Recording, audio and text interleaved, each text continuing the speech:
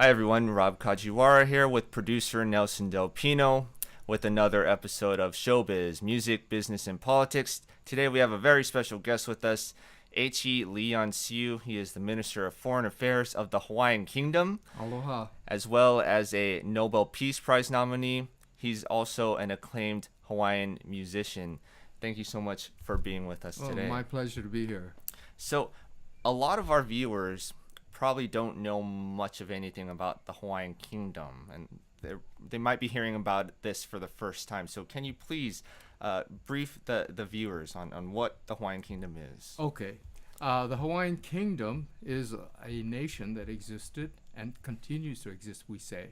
But it basically started with the Hawaiian Islands being united by Kamehameha the Great, who then created a central government for all the Hawaiian Islands.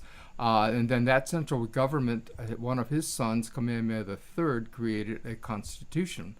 And so the government became from an absolute monarchy into a constitutional monarchy. In other words, the government was run by a set of laws that were set down. So the constitutional monarchy consisted of the executive branch, the legislative branch, and the judicial branch. And all of those functioned as a fully operating modern country. In the 1840 was when the Constitution was promulgated. So in 1843, the Hawaiian Kingdom was recognized by the United Kingdom and the Kingdom of France as a sovereign independent country. And that recognition actually is what created the situation in which the Hawaiian Kingdom was on par with all the other nations of the world, particularly the European nations, or let's say the colonial nations. So Hawaii was never colonized for that reason, because we were immediately acknowledged as a sovereign state. So the Hawaiian Kingdom functioned quite well and was a participant in world trade. We had relations with many countries, and 46 countries with treaties, either direct or indirect multilateral treaties. We were part of the Universal Postal Union, which was the first international organization, which later showed itself in the 20th century as the United Nations. So the Hawaiian Kingdom participated in the very first attempt to create an international organization, which was the Universal Postal Union.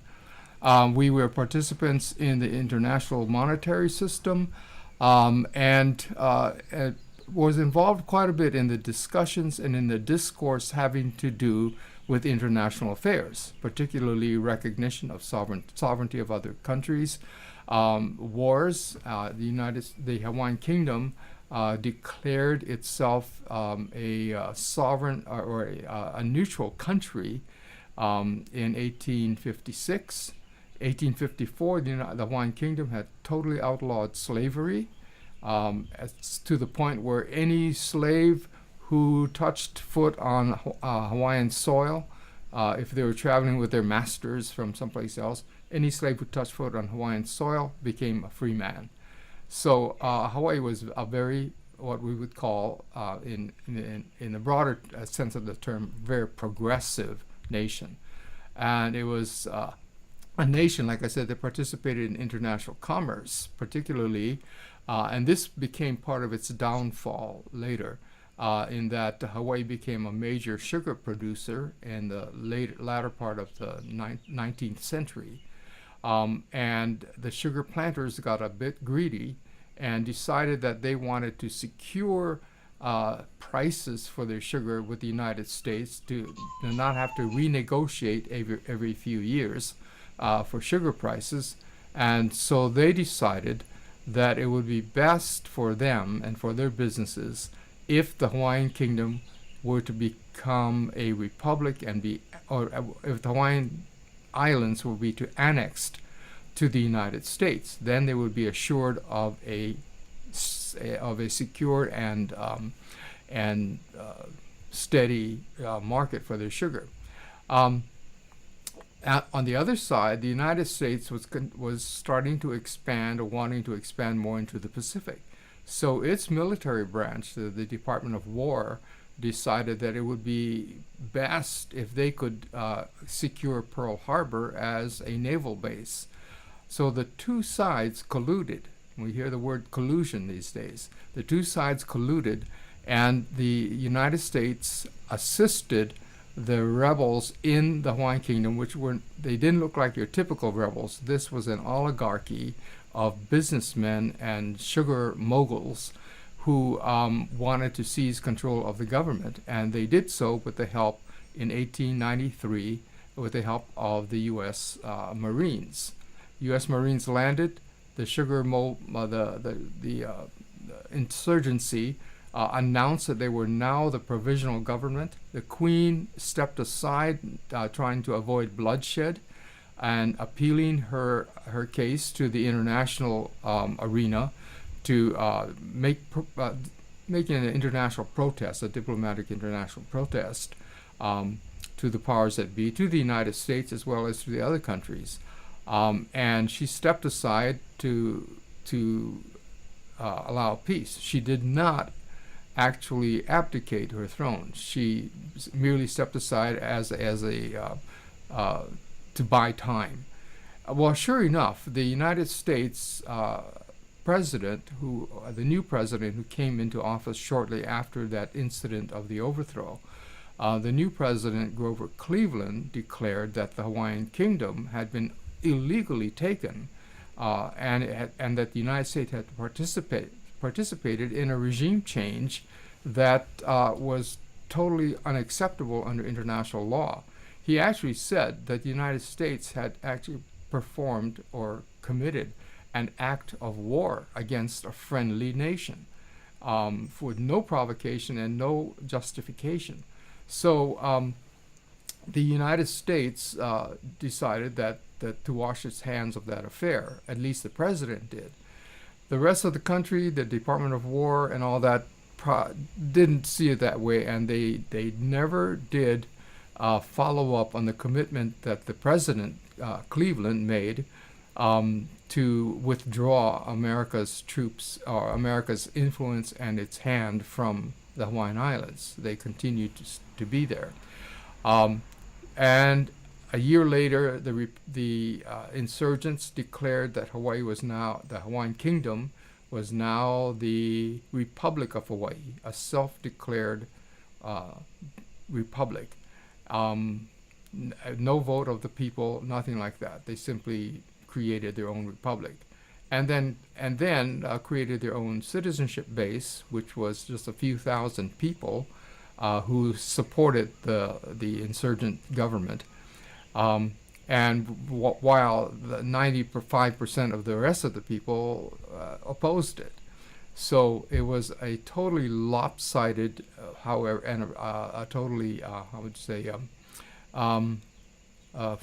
unacceptable formation of a new government and a new country. However, it persisted, and in 1897, a treaty of annexation was submitted to the United States by the Republic of Hawaii. It was never voted on because the Senate of the United States realized that they could not annex a foreign country without the approval of that foreign country. So in other words, there had to be an agreement between two countries. A treaty would have to have been made, and there was no treaty made. The next year, however, the Spanish-American War broke out, and the United States then used the war as a justification to establish their naval base at Pearl Harbor in the Hawaiian Islands, so that they could prosecute their war against Spain, and then later against the Philippines in the Philippine Islands. So Hawaii became under the United States that way, and the United States never left. They simply said, well, we were annexed. There is no proof of that annexation, but they convinced the rest of the world that Hawaiians had had willingly become annexed to the United States. So fast forward to the formation of the United Nations, at which point the Hawaiian Kingdom becomes is represented as a territory of the United States. The United States submits the territory of Hawaii as a territory to be decolonized. Like many of the other territories and colonies all around the world that were being decolonized from 1946 on. So Hawaii was put into that list. And the term decolonization means that there would be a time when the people would be ready to take a vote as to whether or not what direction they wanted their country to go. So they could vote for an integration into the administrating state like the United States, or they could vote for free association, which is a form of independence but with strong ties to the United States, to its administrating country, or they could vote for independence. So there were several choices that should have been made. However, in 1959, the United States contrived a plebiscite in order to keep Hawaii and Alaska, which was on the list as well, on the list of non-self-governing territories. So they decided to remove these two countries from the list so that they could never be independent and that they would always be a part of the United States. And so they contrived a fake plebiscite. And the plebiscite was held in 1959. The United States reported that, lo and behold, over 90% of the people who voted chose to be a state of the United States. And so they reported that to the United Nations. The United Nations said, oh, good, well, we'll close the books on this particular territory and that it has made its decision to become part of the United States. So the decolonization procedure is completed. And they moved on. And so since then, Hawaii has been represented since 1959, Hawaii has been represented as a state of the United States. So here is the problem. None of those